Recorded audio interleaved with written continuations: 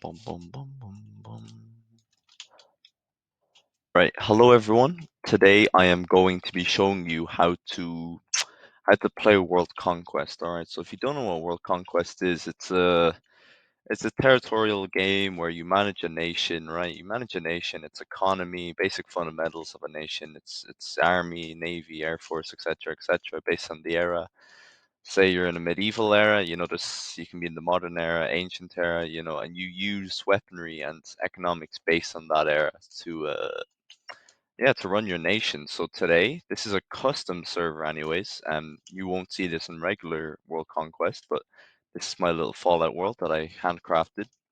So in this, I'm going to be showing you you know, how to fight wars. You might fight some wars and you'll be getting dominated by players. So my little symbol, this means an adept.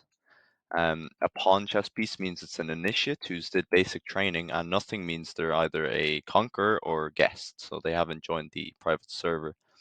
But I'm going to be showing you how to play World Conquest. Okay. First of all, you want to claim a nation. All right. You cannot play a nation if you do not have it claimed. You want to claim a nation. So let's say I'm playing Caesar's Legion. Okay, blah, blah, blah.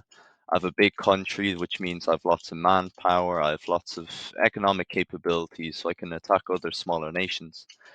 It's up to you if you filling up these details isn't mandatory, but you can do it. So my ideology would be, let's say, totalitarian dictatorship. I'm a totalitarian dictatorship. I can wage war as I please. I don't suffer from international law. In this, it's obviously Fallout, so there is no international law, right? It's wasteland. There's no one telling me what to do and what I can't do. So, yeah.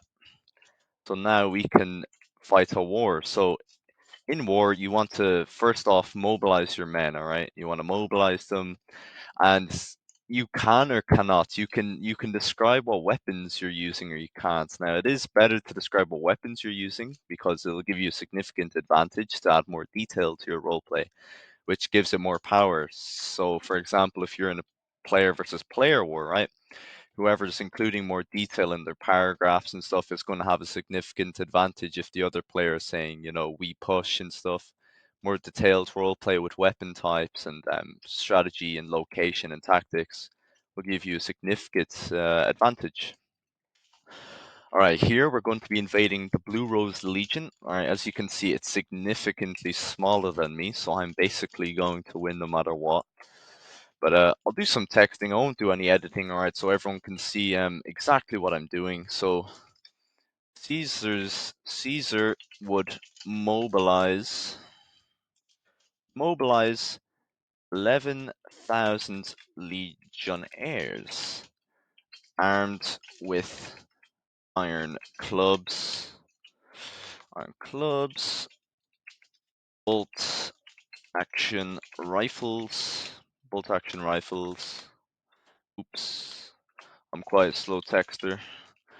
Bolt action rifles, and what else shall we use? And pistols. They would begin to draw up invasion plans for the Blue Rose Society. All right, so basically here, right, I've made a few spell mistakes. That's not a big deal. When you're my rank, you got to kind of avoid that, or you can get demoted. But if you're watching this, you're probably new, so it shouldn't be a bother. But so we mobilize on the border, okay? So you need to roleplay what you are actually doing. You can't just invade them and spawn troops out of nowhere. You need to mobilize or rally those troops to the place you're going to invade. And my example is the Blue Rose Society, and I've mobilized 11,000 men, and I've described what weapons they're using. So we're going to begin the invasion. War would be declared. You need to give a war reason. You can't just go to war for no reason. So my reason would be reason expansion, since I'm a totalitarian dictatorship, right? So we want to expand our state and become more powerful.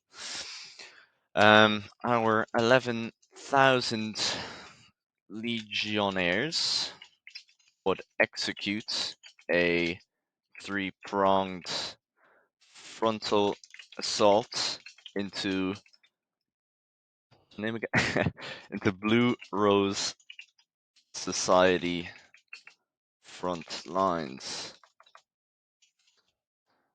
This is some basic roleplay. So here we're using our numbers, right? Our force, our tactics, and like where we are going. So into the Blue Rose Society, of course. Um, and yeah, that's just some basic war roleplay. Of course, you're going to want to elaborate on that. I won't go on to that to not drag this video. But yeah, you just continuously do that kind of war roleplay when you're in a war until you take all major cities. Of course, this is Fallout, right? It's a terrible example. I shouldn't have used this, goddamn. But once you take all major cities, there's basically an unconditional surrender. So your enemy will surrender, and you can like paint all the land. So we could do this, for example. Once we did roleplay, you do this, boom, and we annex it, and then we have now become stronger. Of course, other players, when you're in a big server, especially like servers that take place in Europe and you're taking over many countries, they can rebel in you. So you want to try maybe set up some kind of puppet state or something with similar colors similar to yours to kind of prolong rebellions and avoid them as best as possible. Or to just take a bit of land and not an entire country if it's like Germany taking France or something like that. All right, next we're going to be going into economic roleplay. Now, if you're playing Roblox, you probably don't have the best grasp on economics like me, right? But you want to use some basic economic strategies. So you want to do trade, for example, export goods that your nation has. If you don't know that, you can always use Google. Okay, Google is your best friend in World Conquest. Um, you want to trade, for example, you want to create maybe an industry, expand your industrial capacity, several things like this. Now, as Caesar's Legion, of course, we're kind of a tribal, we're a big tribe, so we don't exactly have industry, but we do have trade caravans, and we have a slave industry, which, yeah, it's not exactly good, but you know, it's what we have. So we use that, for example. So if you're ever going to try expand your economy so you can have a bigger army or expand even further, make sure to always do economic roleplay. Um, you can also set up alliances with other players. You can't do that with AI, okay? So you got to every offer you send to the AI is automatically auto declined. So you can't like, oh, I send this country an ultimatum to give me their entire country, they surrender. You can't do that.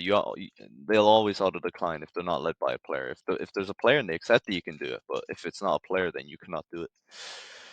Um, so these are just some of the fundamental basics of World Conquest. It's a very it can be quite a stressful game when there's lots of players. You can get 1v5s and you lose.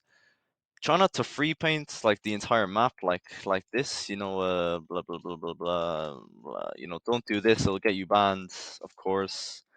Make sure your role play is realistic. Like losing is part of this game. Like I'm a very veteran player and I'll lose all the time. Like it's part of the game though. Well, Conquest is there to simulate like the rise and end of different empires, kingdoms, states, etc., etc. So yeah, that's World Conquest though. It's very basics, and this is a terrible example. I might not even upload this video, but yeah, that's it. Thank you.